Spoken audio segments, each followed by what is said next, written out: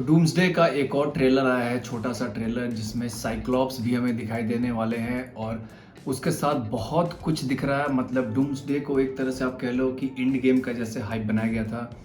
हालांकि end game के बाद बस एक स्पाइडरमैन ही मूवी थी जो मार्वल को थोड़ा चला रही थी। एंड गेम के बाद ऐसा लग रहा था कि मार्वल का द एंड हो चुका है। बट डूम्सडे में आरडीजे का जो रिवील हुआ कि वो एक तरह से विलन बनने वाले हैं, डॉक्टर डूम। उसके बाद हमें देखने को मिला 3 ऐसा ट्रेलर जिसमें कि स्टीव रॉजर्स आने वाले हैं, स्टीव रॉजर्स का कमबैक होने वाला है डूम्सडे में। उसके बाद थॉर का एक छोटा सा ट्रेलर आया कि थॉर वापसी कर रहे हैं डूम्सडे के अंदर। और इसके बाद एक्समैन की वापसी।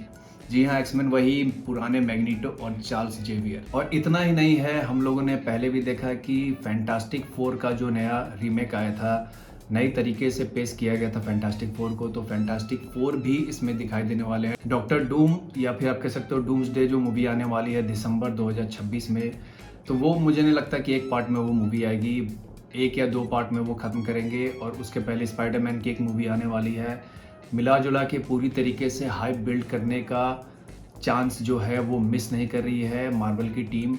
और थॉर का आना, स्टीव रॉजर्स का आना, कैप्टन अमेरिका तो नया बन ही चुका है, पता नहीं उसका क्या होगा, वो चेंज होगा या फिर कैप्टन अमेरिका स्टीव रॉजर्स को ही बनाया जाएगा फिर से।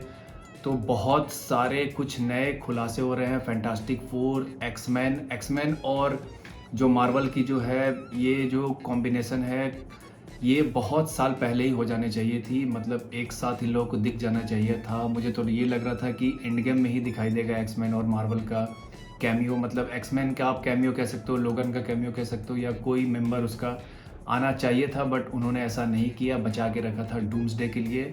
आप दिमाग देख रहे हो कि अगर वो एक्समैन को यहाँ ले आते तो डूम्सडे में जो भी कुछ हाइप बनाने का जो मौका था कि एक्समैन को ला के हाइप बनाया जाए, वो मौका मिस हो जाता। तो इसी वजह से उन्होंने ये रोक के रखा और अभी एकदम सही वक्त है एक्समैन के वापसी का मार्वल के अंदर। में कुछ खास तो है नहीं, बस मैग्नीटो और जो चार्ल्स जेवियर की दोस्ती दिखाई गई है।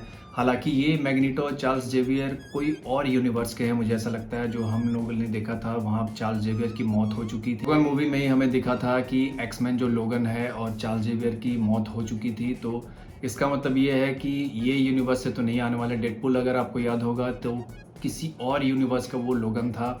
उसी तरीके से चार्ल्स जेवियर और मैग्नीटो भी किसी और यूनिवर्स के हैं। हालांकि स्टीव रॉजर्स का कुछ पता नहीं, क्योंकि वो तो बूढ़ा हो चुका है, तो वो किस टाइमलाइन से आने वाला है वो एग्जैक्ट पता नहीं है। मुझे लगता है कि कैप्टन अमेरिका को यानी कि स्टीव रॉजर्स को इसी टाइमलाइन से आप नहीं ला सकते, वो बूढ़ा हो चुका है। तो वो जो पुराने टाइमलाइन है उसमें जाके उसे वापस लाया जाएगा।